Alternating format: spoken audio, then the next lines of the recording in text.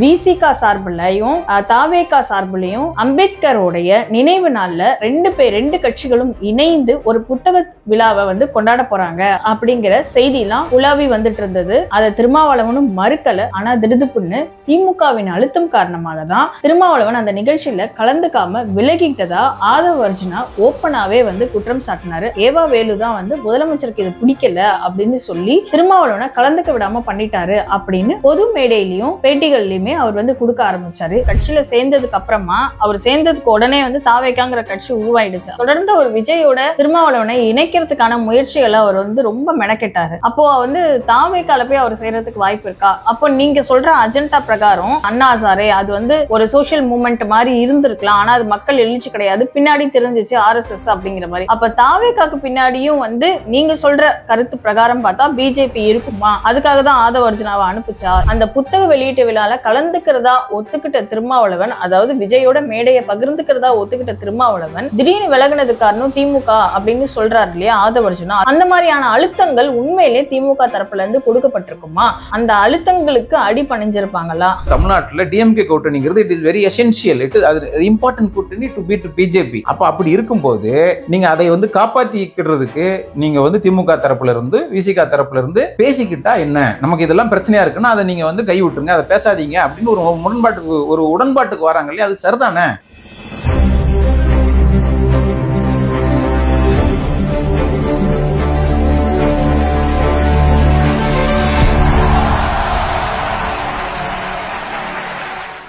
பேரொளி பார்வையாளர்களுக்கு வணக்கம். வணக்கம். ஆதவ் அர்ஜுனா அவருடைய அரசியல் பயணங்களை பத்தி தான் இன்னைக்கு நம்ம வீடியோல பார்க்க போறோம். வாங்க வீடியோக்குள்ள போகலாம். ஆதவ் அர்ஜுனா இந்த ஆண்டு தொடக்கத்துல விசிகா கட்சியில சேர்ந்தாரு. விசிகா கட்சியில சேர்ந்த உடனே துணை பொதுச் செயலாளர் அப்படிங்கிற பெரிய பதவி அவருக்கு விசிகால இருந்து கொடுக்கப்பட்டது. அது மட்டும் இல்லாம விசிகால எந்த நிகழ்வு இருந்தாலும் அவர் பங்கேற்றது, அந்த கட்சியோட தலைவர் அவருக்கு முக்கியத்துவம் கொடுத்து எல்லா முடிவுகள்லையுமே ஆதவ் அர்ஜுனாவோட பங்கு இருக்கிற மாதிரி விசிகா கட்சியெல்லாம் பார்த்துக்கிட்டாங்க. இந்த மாதிரி இவரோட அரசியல் பயணங்கள் தொடர்ந்து வந்துகிட்டு இருக்கும் போது பல சர்ச்சைகளும் வந்தது. ஏன்னா ஆதவ் அர்ஜுனா விசிகாவை திமுகல இருந்து பிரிக்கிறாரு அப்படிங்கிற மாதிரி பல சர்ச்சைகள் அரசியல் களத்துல அது சூடும் கிளப்புச்சு. இந்த டைம்ல தான் தாவேகான்னு ஒரு புதிய கட்சி விஜயால ஆரம்பிக்கப்பட்ட அந்த கட்சி விசிகாவை ஆதவ் அர்ஜுனா விஜயோட இணைக்க பாக்குறாரு அப்படிங்கிற புரளியும் கிளப்புனாங்க. அதுக்கு திருமாவளவன் மறுப்பும் தெரிவிச்சாரு. ஆனா விசிகா சார்பிலையும் தாவேகா சார்பிலையும் டிசம்பர் 6ஆம் தேதி அம்பேத்கரோடைய நினைவு நாள்ல ரெண்டு கட்சிகளும் இணைந்து ஒரு புத்தக விழாவை கொண்டாட போறாங்க, அதாவது புத்தக வெளியீட்டு விழால கலந்துக்க போறாங்க அப்படிங்கிற செய்திலாம் உலாவி வந்துட்டு இருந்தது. அதை திருமாவளவனும் மறுக்கல, கலந்துக்க போறதா தான் தெரிவிச்சாரு. ஆனா திடுதுப்புன்னு திமுகவின் அழுத்தம் காரணமாக தான் திருமாவளவன் அந்த நிகழ்ச்சியில கலந்துக்காம விலகிட்டதா ஆதவ் அர்ஜுனா ஓப்பனாவே குற்றம் சாட்டினாரு. அது மட்டும் இல்ல, இதுக்கு காரணம் ஏவா வேலு தான். ஏவா வேலு தான் முதலமைச்சருக்கு இது பிடிக்கல அப்படின்னு சொல்லி திருமாவளவனை கலந்துக்க விடாம பண்ணிட்டாரு அப்படின்னு பொது மேடையிலையும் பேட்டிகள்லயுமே அவர் கொடுக்க ஆரம்பிச்சாரு. இந்த மாதிரி நடந்துகிட்டு இருக்கும் போது விசிகா தரப்புல இருந்து ஒழுங்கு நடவடிக்கை அப்படிங்கிற பேர்ல ஆதவ் அர்ஜுனாவை 6 மாதத்துக்கு கட்சியில இருந்து விலக்கி வச்சிருந்தாங்க. இன்னைக்கு ஆதவ் அர்ஜுனா விசிகா கட்சியில இருந்து விலகிக்கிறேன் அப்படின்னு சொல்லிட்டு ஒரு திறந்த கடிதம் திருமாவளவனுக்கு எழுதியிருக்காரு. அந்த கடிதத்துல என்ன சொல்லியிருக்காருன்னா, தலைவரை நான் ரொம்ப மதிக்கிறேன், அம்பேத்கர் வழியில நான் செயல்பட போறேன், என்னால கட்சிக்கு பல பிரச்சனைகள் வருது, அந்த பிரச்சனைகள் வரக்கூடாது, மேலும் வரக்கூடாது அப்படிங்கிற ஒரே காரணத்துக்காக தான் நான் விலகிறேன். மற்றபடி அம்பேத்கர் வழியில என்னோட அரசியல் பயணத்தை உங்களோட இணைந்து செயல்படவே நான் ஆசைப்படுறேன் அப்படிங்கிற மாதிரி ஒரு திறந்த மடல் எழுதிட்டு அதனால நான் கட்சியில இருந்து விலகிறேன் அப்படின்னு சொல்லி விலகியிருக்காரு. இந்த ஆண்டு தொடக்கத்துல பெரிய பதவிக்கு போய் இந்த ஆண்டு முடியறதுக்குள்ளேயுமே அந்த கட்சியில இருந்து விலகியிருக்காரு ஆதவ் அர்ஜுனா. இந்த சூழல்ல ஆதவ் அர்ஜுனாவோட அடுத்த ஸ்டெப் என்னவா இருக்கும்? அவர் பயணம் இந்த ஆண்டு தொடங்குச்சுன்னு சொன்னீங்க. அது இந்த ஆண்டு நம்ம பேக்ரவுண்ட்ல இருந்து பார்த்தோம்னா அது இந்த ஆண்டு தொடங்கலை. அது கிட்டத்தட்ட ஒரு 10-13 வருஷத்துக்கு முன்னாடியே தான் தொடங்கி இருக்கு. 2011 இருந்தே டிஎம்கே கூட்டணியுடைய தேர்தல் ஸ்ட்ராட்டஜிஸ்டாக செயல்பட்டு இருக்கிறாரு. முன்னாடி சுனில், அதுக்கப்புறம் இவர் பிரசாந்த் கிஷோர், இந்த டீம் எல்லாம் சேர்ந்து ஒர்க் பண்ணியிருக்கிறாரு. குறிப்பாக 2016, 2019, 2021 தேர்தல்களில். அதுக்கப்புறம் தான் அவர் தேர்தல் ஆசை விசிகால நேரடியாக 2023 எண்டில் சேரத்துக்கு மூவ் பண்ணாரு. அப்போ அந்த ஜனவரி 26, 2024 குடியரசு நாள் இருக்கு இல்லையா, அன்னைக்கு திருச்சியில் நடந்த மீட்டிங், பொதுக்கூட்டம், மாநாடு, விசிகாவுடைய மாநாடு, அதை முழுக்க ஏற்பாடு பண்ணது ஆதவர்ஜுனா தான். அதற்கப்புறம் பார்த்தீங்கன்னா கடந்த ஒரு 4-6 மாசமா லைம்லைட்லேயே இருந்தார் ஆதவர்ஜுனா. இன்னைக்கு கிட்டத்தட்ட வந்து ஓரளவுக்கு அரசியலை உற்று நோக்கிற அல்லது அரசியலை லைட்டாக ஃபாலோ பண்ற எல்லாருக்கும் தமிழ்நாட்டில் தெரியும் யாரு ஆதவர்ஜுனா. லைம்லைட்ல இருந்தாரு. இது வந்து ஒரு குயிக்கான ஒரு டிரான்ஸ்ஃபர்மேஷன், இது ஒரு நல்ல விளம்பரம். அவர் he spends lot of money also, அதையும் நம்ம சொல்லி ஆகணும். அது வந்து உண்மை. ஊடகங்களுக்கும் கட்சிக்கும் நிறைய பணம் செலவழிக்கிறாரு. It's important part, essential part of the politics. அப்போ நீங்கள் அதனால தான் அவருக்கு இவ்வளோ ஊடக வெளிச்சம் கிடைக்குது. இப்போ இந்த கட்டத்தில் இவர் வெளியிருக்கிறார் இல்லையா, இந்த விலகினதே கூட வந்து ஒரு பிளான்டாக இருக்குமோ அப்படின்னு தெரியுது. ஏன்னா இன்னைக்கு வந்து ஒரு 6 ஆண்டு காலம் நீங்கள் வந்து பார்த்தீங்கன்னா, கடந்த 6 ஆண்டு காலம் 2018 அந்த காலகட்டத்தில் ஆரம்பித்த இந்த electoral alliance, DMK based electoral alliance இருக்கு இல்லையா, திமுக, விசிகா, கம்யூனிஸ்ட் கட்சிகள், மதிமுக, காங்கிரஸ், இந்த அலையன்ஸ் இருக்குல்ல, உடையாமல் இருக்குது. உடையாமல் இருக்கிறது வந்து அந்த அலையன்ஸோடைய வெற்றிக்கு மிக முக்கியமான காரணம். அந்த அலையன்ஸ் தமிழ்நாட்டு அளவோட மட்டும் நிற்கலை, இந்திய அலையன்ஸ்ன்னு சொல்லி இந்திய அளவில் போய் அது நிற்குது. இப்போ பிஜேபி எதிர்ப்பு என்பதை மையமாக வைத்துக்கொண்டு அந்த கட்சிகளுக்கு இடையில எவ்வளவுதான் முரண்பாடுகள் இருந்தாலும் பிஜேபியை எதிர்க்கணும் என்ற ஒற்றை காரணத்திற்காக ஒரு அலையன்ஸ் ஃபார்ம் ஆயிருக்குது. அந்த அலையன்ஸ் வந்து உடையாம இருக்குது. மற்ற கட்சிகளுக்குள்ள கூட மற்ற மாநிலங்கள்ல, இப்போ வந்து நீங்க மற்ற மாநிலங்கள்ல நீங்க மேற்கு வங்காளத்தை எடுத்துக்கிட்டீங்கன்னா, அங்க மம்தாவுக்கும் காங்கிரஸுக்கும் சிபிஎம்முக்கு இடையில ஒரு உரசல் இருக்குது. ஆனா இந்த 3 கட்சிகளும் இந்தியன் அலையன்ஸுக்குள்ள இருக்கு, இந்தியா கூட்டணிக்குள்ள இருக்கு. அப்படித்தான் சிக்கல்கள் இருக்குது. நீங்க ஆம் ஆத்மி எடுத்துக்கிட்டீங்கன்னா, டெல்லியில காங்கிரஸுக்கும் ஆம் ஆத்மிக்கும் இடையில டெல்லியில பிரச்சனை இருக்குது, ஹரியானால பிரச்சனை இருக்குது, பஞ்சாப்ல பிரச்சனை இருக்குது. ஆனா அவங்க இந்தியா அலையன்ஸ்ல இருக்கிறாங்க. ஆனா நீங்க அப்படியே நீங்க தமிழ்நாட்டுக்கு வந்தீங்கன்னா எந்த பிரச்சனையும் கிடையாது. கேரளாவிலும் இதே கதை தான். அங்க சிபிஎம், காங்கிரஸ், மத்திய அளவுல கூட்டணி, மாநில அளவில் எதிர் இப்படி இருக்கு இல்லையா. ஆனா இங்க அப்படி அந்த பிரச்சனையே கிடையாது. ஒற்றை கூட்டணி 6 ஆண்டுகளாக இந்த வரலாறு இருக்கு இல்லையா, 6-7 ஆண்டுகளாக தேர்தலை ஒண்ணு போல சந்திச்சிருக்கிற இந்த வரலாறு Tamil Nadu has never seen.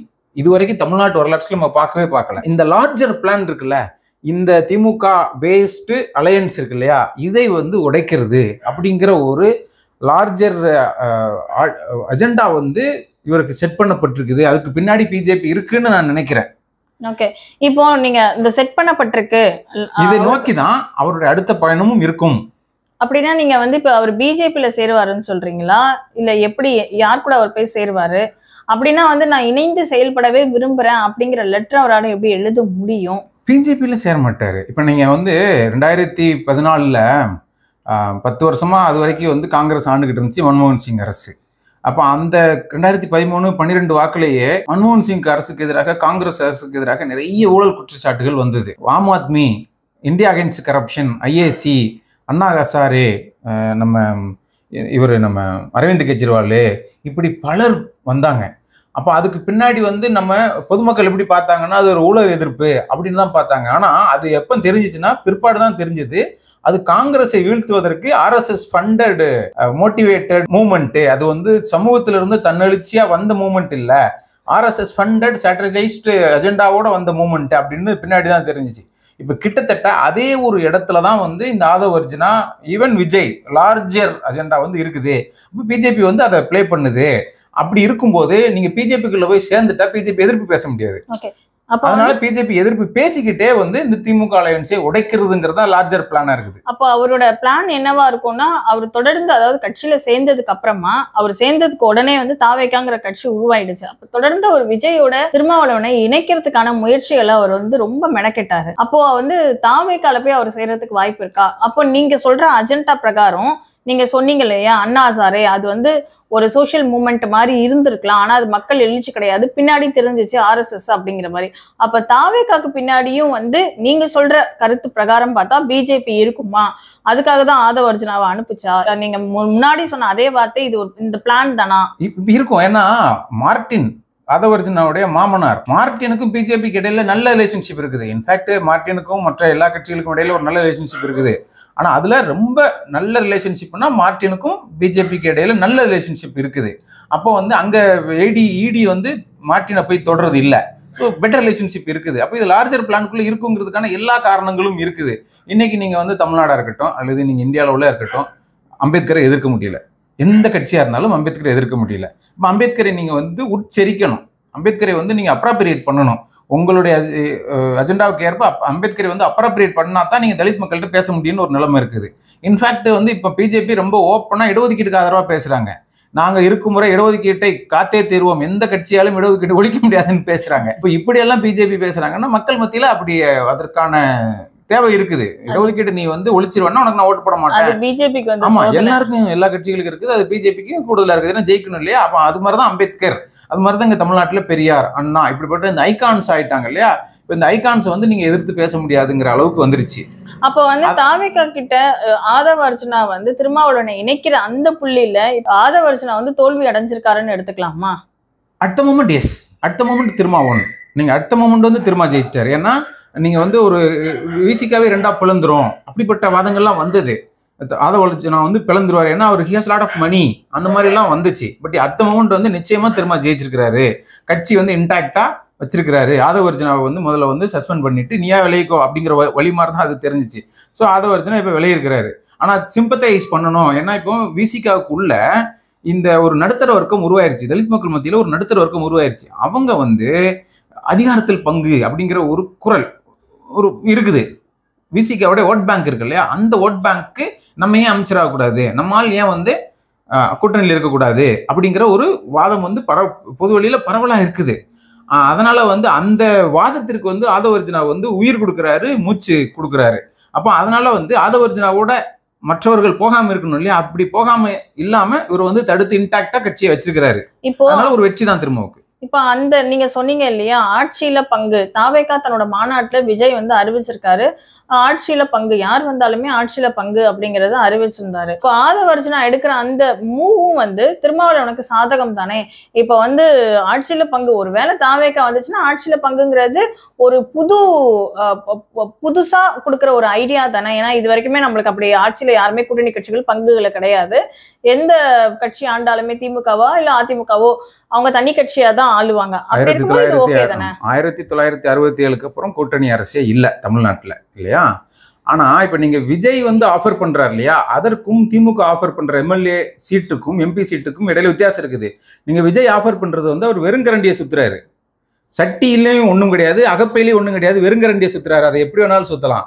DMK அப்படி இல்லை, அவங்ககிட்ட வந்து சட்டியிலையும் இருக்குது, அகப்பையிலும் இருக்குது. தே ஆர் வின்னிங் பார்ட்டி, ரொம்ப நாளாக ஜெயிச்சுக்கிட்டு இருக்கிறாங்க. இப்போ நீங்கள் வந்து அந்த கூட்டணியோட போனால் உங்களுக்கு வந்து உங்களுடைய ஸ்ட்ரைக் ரேட் அதிகம். இப்போ தான் வந்து ஒரு 25 வருஷமாக கட்சி நடத்திருக்கிறாரு திருமா. இப்போ தான் வந்து மாநில அந்தஸ்து வாங்கியிருக்கிறாங்க, 4 எம்எல்ஏக்கள் 2 எம்பின்னு. இப்போ இது ஒரு கேரண்டீடாக இருக்குது. அது மட்டும் இல்லாமல் 2 பேருமே வந்து பெரியார் அம்பேத்கர்னு ஒன்றிணைறாங்க. மார்க்ஸ் நீங்கள் கம்யூனிஸ்ட் கட்சி சேர்த்துக்கிட்டீங்கன்னா இந்த 3 புள்ளிகளையும் திமுக, விசிக, கம்யூனிஸ்ட் கட்சிகள் 3 பேரும் ஒன்றிணைறாங்க. அப்ப இது வந்து ஒரு கொள்கை கூட்டணியாகவும் இருக்குது, எலக்டோரல் பாலிடிக்ஸாகவும் இருக்குது. அதுக்கப்புறம் வட மாவட்டத்துல பாமக இருக்குல்ல, அந்த பாமகவை திமுக கூட்டணிக்குள்ள உள்ள சேர்க்கல. நீங்க கிரவுண்ட்ல போய் வட மாவட்டத்துல பார்த்தோம்னா பாமக வெர்சஸ் விசிகான்னு தான் இருக்கு. அப்ப அந்த அளவுலையும் இது ஒரு கள லெவல்லையும் கன்சாலிடேட் ஆகக்கூடிய, விசிகாவுக்கு திமுகவுக்கு ஆதரவாக கன்சாலிடேட் ஆகக்கூடிய ஒரு கூட்டணியாகவும் இருக்குது. அப்ப எந்த வகையிலுமே வந்து இது ஒரு வின்னிங் கூட்டணி, வின்னபிள் கூட்டணி. விசிகா பிளஸ் டிஎம்கே பிளஸ் மற்ற கட்சிகள் இருக்குல்ல, வின்னபிள் கூட்டணி. இப்ப இந்த வின்னபிள் கூட்டணியில இருந்து அன்புருவன் விஜய் அங்க போனா ஒரு 10 சீட்டு 20 சீட்டு ஏன் அவங்க கட்சியில போடுறதுக்கு, போட்டி போடுறதுக்கு யாரும் இருக்க மாட்டாங்க, எவ்வளவு வேணாலும் அள்ளி கொடுக்கலாம், ஜெயிக்கணும்ல. இப்ப ஜெயிப்பு வெற்றி முக்கியம். தேர்தல் கட்சியாக நீங்க நீடிக்கணும்னா வெற்றி முக்கியம். அதனால வந்து சேஃபஸ்ட் ஆப்ஷன் வந்து டிஎம்கே தான். அதுல வந்து நீங்க இந்த மாதிரியான வெளி அழுத்தங்களை உருவாக்கி எங்களுக்கு கூடுதல் சீட்டு கொடுங்க அப்படிங்கிற அழுத்தங்களை உருவாக்குவாங்க. கூட்டணிக்குள்ள பேச்சுவார்த்தை நடக்கும், 2 பேருக்கு இடையில காம்ப்ரமைஸ் நடக்கும், வாதங்கள் நடக்கும், கூட்டணி விவாதம் நடக்கும். இப்ப வெளி அழுத்தங்களை உருவாக்கி கூடுதல் சீட்டு வந்து பெறறதுக்கான வாய்ப்பு இருக்கு அப்படின்னு சொல்றீங்க இல்லையா? ஏன்னா தொடர்ந்து வந்து டைம் லைன்லயே இருக்கு. அதாவது விசிகா வந்து தொடர்ந்து பேசப்பட்டுக்கிட்டே இருக்கு, தொடர்ந்து ஏதாவது ஒரு சர்ச்சை வந்துகிட்டே இருந்துகிட்டே இருந்தது. ஆதவ அர்ஜுனா இருக்கிற வரைக்கும் ஆட்சியில பங்கு, அதிகாரத்துல பங்கு, இந்த மாதிரி நிறைய இருந்துகிட்டே இருந்தது.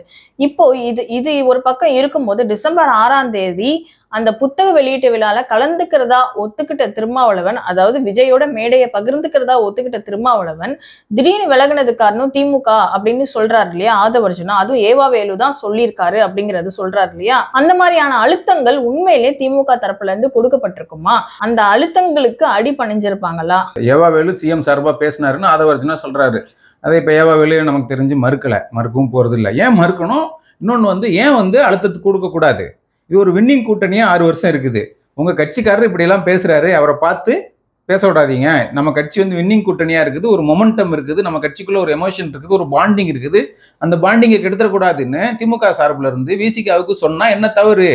ஏன்னா நீங்க இந்த கெமிஸ்ட்ரி இருக்கு இல்லையா, அந்த கெமிஸ்ட்ரி வந்து கிரவுண்ட் வரைக்கும் ஒர்க் அவுட் ஆகும். தலைவர்கள் மத்தியில் இருக்கிற கெமிஸ்ட்ரி அது கீழ கரெக்ட் வரைக்கும் ஒர்க் அவுட் ஆகும் இல்லையா? அப்போ இந்த ஃபிரிக்ஷன் இருக்கு, ரெண்டு பேருக்கு இடையில, தலைவர்களுக்கு இடையில சண்டை இருக்குன்னா தொண்டர்களுக்கு இடையிலும் சண்டை இருக்கும். அப்போ ஜெல் இருக்க ஜெல் ஆக மாட்டாங்க, ஒன்றிணைய மாட்டாங்க. அதனால வந்து திமுக அப்படி ஒண்ணு சொன்னுச்சுன்னா it is good for the both party, ரெண்டு பார்ட்டிகளுக்கும் நல்லதுதான். ஆனா அதை தாண்டி வந்து இப்ப திமுக வந்து பெரிய கட்சியா இருக்கு, கூட்டணி கட்சிகளுக்கு அதுதான் வந்து சீட்ஸ் எல்லாம் பகிர்ந்து கொடுக்குது, அந்த ஒரு பாசிதனத்துலதான் வந்து மத்த கூட்டணி கட்சிகளை வந்து அடக்க பாக்குதோ அப்படிங்கிற ஒரு ஆங்கிள் இருக்கு இல்லையா? நீ இதை பண்ணலாம், இதை பண்ணக்கூடாதுன்னு சொல்லி வேறொரு கட்சியை வந்து திமுக வந்து சொல்றது எப்படி நியாயமா இல்ல அப்படியெல்லாம் வந்து திமுக வந்து கூட்டணி கட்சிகளை அண்டர்எஸ்டிமேட் பண்ணுதுன்னு நம்புறதுக்கு இல்ல. அப்படி அவங்களுக்கு they know politics, ground politics very well. அதனால வந்து அப்படிலாம் அண்டர்எஸ்டிமேட் பண்ணல. இது நீங்க வந்து எலக்டோரல் பாலிடிக்ஸ்ல ரெண்டு பேரும் சேர்றதே வந்து வெற்றிக்காக சேர்றாங்க. அப்ப அதுல இன்னொரு கூடுதலா அவங்களுக்கு வந்து பிஜேபி எதிர்ப்பு, நிச்சயமான அந்த ஒரு பாண்டிங் இருக்குது. அப்ப அந்த பாண்டிங்கை கெடுக்க விரும்ப மாட்டாங்க. அப்ப எதெல்லாம் பேசினா அது நம்மளை பிரிக்குமோ அதை தவிர்க்கத்தானே பார்ப்பாங்க. அந்த கெமிஸ்ட்ரியை தொடர்ந்து மெயின்டைன் பண்ணணும்ல. அப்போ அதை நீங்க எப்படி வந்து பாசித்தனம்னு சொல்ல முடியும்? லார்ஜர் லன்ல, லாங்கர் லன்ல வந்து அது ஒரு லார்ஜர் குட்டு. நீங்க ஒரு நீண்ட கால நோக்கில் பார்க்கும்போது அது ஒரு நன்மை விளைவிக்கக்கூடிய பங்கா இருக்கும். நாளைக்கு வந்து பிஜேபி அடுத்த தேர்தலில் தோற்கடிச்சிட்டாங்கன்னா அது வந்து ஒரு கொள்கை வெற்றியாக கூட அமையும். அதுக்கப்புறம் பிஜேபி வந்து மீண்டும் வெளியே வர முடியாம இருந்து வந்து நீங்க அரசமைப்பு சட்டத்தை திருத்தி பிஜேபி போன்ற ஒரு கட்சி மீண்டும் வரவிட முடியாம பல வேலைகளை செஞ்சுட்டாங்கன்னா அது அடுத்த 50 ஆண்டு காலத்துக்கு இந்தியாவையே வந்து வேற்று திசையில, நல்ல திசையில போக வைக்கிறதுக்கான ஒரு மூவ் அமையும். அப்படிப்பட்ட ஒரு வரலாற்று சிறப்பு மிக்க ஒரு வாய்ப்பு இருக்கிறத எப்படி வந்து இந்த சின்ன சின்ன விஷயங்களுக்காக கெடுத்துக்கிட முடியும்? அந்த வாய்ப்பு இருக்குல்ல. நீங்க பிஜேபி இன்னைக்கு அரசமைப்பு சட்டத்தை திருத்தத்துக்கு முயற்சி செய்யுது, ஒரே தேர்தல் ஒரே நாடு இப்படின்னு சொல்லுது. இது போக பல்வேறு விஷயங்களை அவங்க ட்ரை பண்றாங்க. ஆனா இப்ப நீங்க அடுத்து காங்கிரஸ் கூட்டணி, இந்த இந்தியா அலையன்ஸ் வந்து வந்துருச்சு. வந்து அவங்க இன்னும் வந்து கூட்டாட்சி தத்துவம் அடிப்படையில ராகுல் காந்தி அதை தொடர்ந்து பேசுறாரு. கூட்டாட்சி தத்துவம் அடிப்படையில அரசமைப்பு சட்டத்தை திருத்திட்டா பிஜேபி போன்ற ஒரு யூனிட்டரி கட்சி இருக்கு இல்லையா, தேசியவாதம் பேசுற, மையவாதம் பேசுற ஒரு கட்சியால வரவே முடியாது. மாநில கட்சிகள் வலுப்பெற்றோம். அப்போ மாநில கட்சிகள்லாம் வலுப்பெற்றா யாருக்கு நல்லது? தமிழ்நாட்டுக்கு நல்லது, இந்தியாவுக்கு நல்லது இல்லையா? இப்போ இது நடக்கலாம். நம்ம வந்து இப்படி நடக்கணும்னு தான் விரும்புறோம். அப்படி நடக்கணும்னு தான் இந்தியா அலையன்ஸே ஒண்ணு போல இருக்குது. அப்போ அந்த லார்ஜர் நோக்கம் இருக்கு இல்லையா, நல்ல எண்ணம், நீண்ட கால நல்ல எண்ணம் இருக்கு இல்லையா, அந்த நல்ல எண்ணத்திற்காக குறுகிய காலத்துல சில வேற்றுமைகளை மறப்பது வந்து சரிதான். அப்படி செய்வாங்க. அப்படி செஞ்சுதான் நீங்க எமர்ஜென்சி காலகட்டத்தில் இந்திரா காந்தி எதிர்ப்பதற்காக எல்லாரும் ஒன்று சேர்ந்தாங்க. அது மாதிரிதான் இப்ப இந்தியா அலையன்ஸ் நிறைய வேறுபாடுகள் இருக்கு. ஆனா பிஜேபி தோற்கடிச்சே தீரணுங்கிறதுக்காக தான் அவ்வளவு வேறுபாடுகளையும் கலைஞ்சு ஒன்று சேர்ந்திருக்கிறாங்க. அந்த மாதிரி இந்தியா கூட்டணி, அதுவும் குறிப்பா தமிழ்நாட்டில் டிஎம்கே கூட்டணிங்கிறது it is very essential. It is அது இம்பார்ட்டன்ட் கூட்டணி டு பீட் பிஜேபி. அப்ப அப்படி இருக்கும்போது நீங்க அதை வந்து காப்பாத்திக்கிறதுக்கு நீங்க வந்து திமுக தரப்புல இருந்து, விசிக தரப்புல இருந்து பேசிக்கிட்டா என்ன, நமக்கு இதெல்லாம் பிரச்சனையா இருக்குன்னா அதை நீங்க வந்து கை விட்டுருங்க, அதை பேசாதீங்க அப்படின்னு ஒரு உடன்பாட்டுக்கு வராங்க இல்லையா, அது சரிதானே? திருப்பியும் ஆதவ அர்ஜுனா வந்து விசிகாக்குள்ள வர்றதுக்கு வாய்ப்பு இருக்கா? அவரு எனக்கு தெரிஞ்சு அவருக்கு என்ன எதிர்பார்த்தாரோ அது கிடைச்சிருச்சுன்னு நினைக்கிறேன். ஒரு பெரிய பொலிட்டிக்கல் என்ட்ரி அவருக்கு கிடைச்சிருக்கு. அப்கோர்ஸ் அவர் பணம் நிறைய வச்சிருக்கிறாரு. ஆனா வந்து அவர் ஒரு பொலிட்டிக்கல் என்ட்ரி கிடைச்சிருச்சு. நீங்க மற்ற மாநிலத்துல இவருடைய கோவர்க்கர், இவருக்கு யாரு கீழே வேலை செஞ்சாரோ நம்ம பிரசாந்த் கிஷோர், அவரு இப்படிதான் வந்து ஒரு 4-5 தேர்தலில் வந்து ஸ்ட்ராட்டஜிஷியனா வேலை செஞ்சுட்டு பீகார்ல போய் தனி கட்சி ஆரம்பிச்சு போட்டிக்கிட்டாரு. மண்ணை கவிட்டார் 4 தொகுதியில். இப்போ இடைத்தேர்தல் நடந்து மண்ணை கவிட்டார். அதே மாதிரிதான் பல மில்லியன் ஃபாலோவர்ஸ் இருந்த ஒருத்தர் இன்ஸ்டால மும்பையில் போட்டிட்டார். 100 ஓட்டு தான் கிடைச்சிச்சு. இப்போ ஆனா ஆதவ அர்ஜுனா இட்ஸ் டிஃப்ரெண்ட். நீங்க வந்து பிரசாந்த் கிஷோர் யாரு கூடயும் போய் சேரல, ஓன் கட்சி சேர்ந்தாரு. ஆனா ஆதவ அர்ஜுனா என்ன செஞ்சாருன்னா, அவரும் இந்த மாதிரி தேர்தல் வியூக வகுப்பாளராக வேலை செஞ்சுட்டு தனியா கட்சி ஆரம்பிக்கல. தனியா கட்சி ஆரம்பிச்சிருந்தா இந்த அளவுக்கு அவருக்கு வந்து இம்பார்ட்டன்ஸ் கிடைச்சிருக்காது, லைவ் நைட்ல இருந்திருக்க மாட்டாரு. அவர் வந்து இப்ப வந்து விசிகாக்குள்ள வந்து ஒரு முக்கியத்துவமான நபர் ஆயிட்டார் தமிழ்நாட்டு அரசியல்ல. ஒரு 3-4 மாசமாக அவர் நோக்கி தான் ஓடி இருக்கு. அதனால நல்ல ஒரு அங்கீகாரத்தை, அறிமுகத்தை அவர் பெற்றுட்டாரு. அப்ப அவருடைய பொலிட்டிக்கல் கெரியருக்கு இது ஒரு நல்ல பேஸ். இதை பயன்படுத்திக்கிட்டு அடுத்து வளர்றதுக்கு என்ன செய்யறது? அது வந்து அடுத்து வளர்றதுக்கு என்ன செய்யறது அப்படிங்கிற பட்சத்துல ஒண்ணு அவருக்கு ரொம்ப பிடித்த கட்சியான தாவேகாக்கு போவாரா, இல்ல அதிமுகக்கு போவாரா? எனக்கு தெரிஞ்சு தாவேகாக்கு போறதுக்கு தான் நிறைய வாய்ப்புகள் இருக்கு. ஏன்னா நீங்க அங்க தாவேகாக்கு போனீங்கன்னா நீங்க அதுக்கு குரோத் பொட்டன்ஷியல் அதிகம். இப்போதைக்கு நம்ம பார்க்கும்போது நீங்க வந்து அதிமுக வந்து இட் இஸ் சிங்கிங் கப்பல், மூழ்கிக்கிட்டு இருக்கிற கப்பல், அப்படித்தான் நம்ம கருதணும். இன்னைக்கு வந்து கேபி முனுசாமி பேசுறாரு, செலவழிக்கிறதுக்கு பணம் இல்லைன்னா நீங்க கடன் வாங்கி கூட செலவழிங்கன்னு. அப்ப என்ன அர்த்தம்னா, செலவழிக்கிறதுக்கு உண்மையிலே பணம் இல்லைன்னு அர்த்தம். நீங்க வந்து அப்ப செலவழிக்கிறதுக்கு பணம் இல்லைன்னா முதலாளிகள் கைவிடுறாங்க, நிறுவனங்கள் கைவிடுறாங்க, உங்க கட்சியிலே இருக்கக்கூடியவங்க வந்து கட்சியை கைவிடுறாங்க, ஒதுங்குறாங்கன்னு அர்த்தம். நீங்க இன்னைக்கு வந்து எலக்டோரல் பாலிடிக்ஸ்ல ஜெயிக்கணும்னா பணம் தேவை அப்படிங்கிறது எல்லாருக்கும் தெரிஞ்சது. அவ்வளவு பணம் செலவழிக்க வேண்டியிருக்கு. லீகலாகவே சொல்றேன், நான் இல்லீகலா சொல்ல, லீகலாகவே நிறைய பணம் செலவழிக்க வேண்டியிருக்கு. அப்படி இருக்கும்போது இப்படியே வந்து KP முனுசாமி கட்சியுடைய 2ஆம் கட்ட தலைவர் கூட கிடையாது. இப்போதைக்கு அவர் வந்து எடப்பாடி பொதுச் செயலாளர்னா கூட அங்க வந்து கூட்டு முடிவுகள் தான் எடுக்கிறாங்க. அப்போ அதுக்கு அடுத்த கட்டத்தில் இருக்கிற KP முனுசாமி போன்றவர் இப்படி பேசுறாங்கன்னா அது வந்து ஒரு மூழ்கும் கப்பல் மாதிரி தான் இருக்குது. அப்ப அந்த கட்சியை வந்து இன்டாக்டா வச்சுக்கிட்டுறதுக்கு ஒரு ஜெல் நோட்டு, காந்தி ஜெல்லு தேவைப்படுது இல்லையா, அது வந்து அங்க லேக் ஆகுதுன்னு நம்ம சொல்ல முடியும். அங்க போய் இப்ப இவர் சேர்ந்தாருன்னா 10ஓடு 11 100ஓடு 101 இருக்கலாம். ஆனா நீங்க வந்து தவேகாக்குள்ள வந்துட்டுன்னா செகண்ட் ஸ்டிங்கு தலைவர்கள் இருக்காங்க இல்லையா, விஜய்க்கு அப்புறம் யாருமே கிடையாது, இவர் தான் இல்லையா. அப்போ இவர் இங்க இருக்கும்போது அவரு நல்ல லைம்லைட்ல வந்துட்டு இருக்கிறாரு. அதுக்கு அவருக்கு நல்ல எதிர்காலமும் விஜய் கட்சி வந்து ஒரு 10% 12% வாங்குது. ஒரு 2 MLA 1 MLA ஜெயிக்கிறாங்க, அல்லது 4-5 இடங்களை டெபாசிட் வாங்குறாங்க, அல்லது வந்து ஆதவர்ஜுனாவே வந்து தாவேக சார்பா போட்டிட்டு டெபாசிட் வாங்குறாரு. நீங்க ஜெயிக்க வேண்டாம், டெபாசிட் வாங்குறாரு, 3வது இடம் வாங்குறாரு அப்படின்னா கூட அதே அவருக்கு பொலிட்டிக்கல் கெரியர், அவருக்கு வந்து யங் 42 43 வயசு தான் அவருடைய பொலிட்டிக்கல் கெரியருக்கு, எலக்ட்ரல் பாலிடிக்ஸ்ல ஒரு பொலிட்டிக்கல் கெரியருக்கு நல்லா தான் இருக்கும். அப்போ அதுதான் வந்து growth பொட்டன்ஷியல் அதிகமா இருக்கு. நீங்க வந்து அதிமுகல அவ்வளவு growth பொட்டன்ஷியல் இல்லை, ஏன்னா அங்க நிறைய பேர் இருக்கிறாங்க. இன்னொன்னு, அதிமுகவுடைய ஓட் பேங்கா நிரூபிக்கப்பட்டவங்க இருக்கிறாங்க இல்லையா, நிரூபிச்சவங்க இருக்காங்க இல்லையா, நம்ம டிடிவி, சசிகலா, OPS, இவங்க வெளியில இருக்கிறாங்க. அவங்க உள்ளவான்னு துடிச்சுக்கிட்டு இருக்கிறாங்க. உள்ள இந்த இப்ப அதிமுகக்குள்ள இருக்கிறவங்களே உள்ள அவங்களை கூப்பிடுறதுக்கு எடப்பாடியோட பேரம் பேசுறாங்க, எடப்பாடியோட காம்ப்ரமைஸ் பேசுறாங்க, எடப்பாடி தான் அதை சேர்த்துக்கிட மாட்டேங்கிறாரு. அப்ப அவங்க வந்து ப்ரூவன் ஓட்டு. இன்னைக்கு வந்து போன 2024 நாடாளுமன்ற தேர்தலில் 4-5 தொகுதிகளில் வந்து தோத்ததுக்கு, ஏடிஎம்கே தோத்ததுக்கே காரணம் வந்து OPSம் டிடிவி பிரிஞ்சது தான். தேனியில, ராமநாதபுரம், இந்த தொகுதிகள் எல்லாம் அவங்க ஒன்று போல இருந்திருந்தாங்கன்னா அந்த தொகுதிகள் ஜெயிச்சிருக்கலாம். அப்போ அப்படியான ப்ரூவன் ஓட் பேங்க் இருக்கு இல்லையா, ப்ரூவன் ஓட் பேங்கையே வந்து அவர் சேர்க்க மாட்டேன்னு வெளியில வச்சிருக்கிறாரு. என்னங்க உள்ளே நிறைய பேர் இருக்கிறாங்க, அங்க சேர்க்க மாட்டோம்னு. அந்த இதுல இவரை போய் சேர்ப்பாங்களா?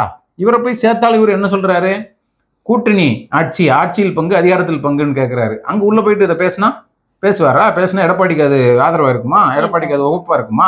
அதனால இப்போதைக்கு தாவேகாவை தான் அவருக்கு வந்து பெட்டரான கட்சி மாதிரி தெரியுது. அந்த இலக்கு நோக்கி தான் போறாரு. ஒருவேளை வந்து ஆதவர்ஜுனா தாவேகால வந்து சேர்ந்துட்டாரு அப்படின்னா புசி ஆனந்தோட நிலைமை என்ன? ஆமா, சீப் வந்து தலைமை, இவர் வந்து என்ன ஆயிடுவாருன்னா தலைமை தேர்தல் வியூக வகிப்பாளர் ஆயிடுவாரு. புசி ஆனந்தோட பவர்ஃபுல் போஸ்ட்டு கூட, அல்லது புசி ஆனந்துக்கு இணையான போஸ்ட்டுக்கு கூட போறதுக்கு வாய்ப்பு இருக்குது. புசி ஆனந்தோட இவர் வந்து கொஞ்சம் அறிவாளியா இருக்கிறதுக்கு வாய்ப்பு இருக்கு இல்லையா, ஏன்னா யங்ஸ்டர் பிளஸ் நல்லா படிச்சிருக்காரு, பிளஸ் வந்து நீங்க சொன்ன மாதிரி அவர் ஏற்கனவே அரசியல் கட்சிகளுக்கு வந்து எப்படி ஜெயிக்கணும் அப்படிங்கிற யூகம் வகுத்து கொடுத்தவரா இருந்திருக்காரு. அப்படி இருக்கும் போது ஆட்டோமேட்டிக்கா வந்து புசி ஆனந்த் வந்து புசி ஆனந்தும் வந்து தேர்தல் அனுபவம் இருக்கிறவர் தானே, எம்எல்ஏவா இருந்திருக்காருல, புதுச்சேரியில தேர்தல் பாலிடிக்ஸ் பார்த்திருக்கிறாரு. பட் புசி ஆனந்துக்கு ஈக்குவலான ஒரு பார்ட்டி மெம்பராக, ஒரு செகண்ட் ரிங் லீடராக இருக்கிறதுக்கான எல்லா வாய்ப்புகளும் இருக்குது. அந்த இடத்த நோக்கி தான் போறாரு. அவருக்கு இம்பார்ட்டன்ஸ் கிடைக்கும். ஏன்னா அது ஒரு புது கட்சியா இருக்கும்போது வந்து ஈஸிலி வந்து நீங்க வந்து ஒரு இம்பார்ட்டன்ட் பொசிஷனுக்கு போயிட முடியும். அவர் ஏற்கனவே இப்போ வந்து தன்னுடைய 6 மாசமா மீடியா மத்தியில ஒரு தனக்கான ஒரு பேரை உருவாக்கிட்டு அவர் இன்னைக்கு பேசினதெல்லாம் தலைப்புச் செய்தி ஆகுது. அவர் பேசினதெல்லாம் இன்னைக்கு வந்து வாத பொருள் ஆகுது. அப்போ அவங்க வந்து தாவேகாக்குள்ள வந்து சேர்ந்தா தாவேகா வந்து நீ வராதன்னு சொல்ல மாட்டாங்க. அந்த பொசிஷன்ல கிடையாது தாவேகா. யார் வேணாலும் வரவேற்கிற பொசிஷன்ல தான் இருக்கிறாங்க. இப்போ வந்து திமுகல இருந்து யாராவது ரிசைன் பண்ணிட்டு மந்திரியா இருக்கிறவங்க இப்போ திமுகவை வந்து ஊழல் கட்சி, மன்றாட்சி கட்சி அப்படின்னு சொல்றாங்க இல்லையா, அந்த திமுகல இருந்து யாரோ ஒரு அமைச்சர் அல்லது வந்து அமைச்சர் மகன் அல்லது யாரோ ஒருத்தங்க மாவட்ட செயலாளர் அதிருப்தியில விலகி தாவேகாக்குள்ள போனா தாவேகா வந்து நீ மன்னராட்சி, நீ அமைச்சர் மகன், குடும்ப வாரிசு, நீ சேராதன்னு சொல்ல மாட்டாங்க. வெல்கம், சிவப்பு கம்பளம் விரித்து வரவேற்பாங்க இல்லையா.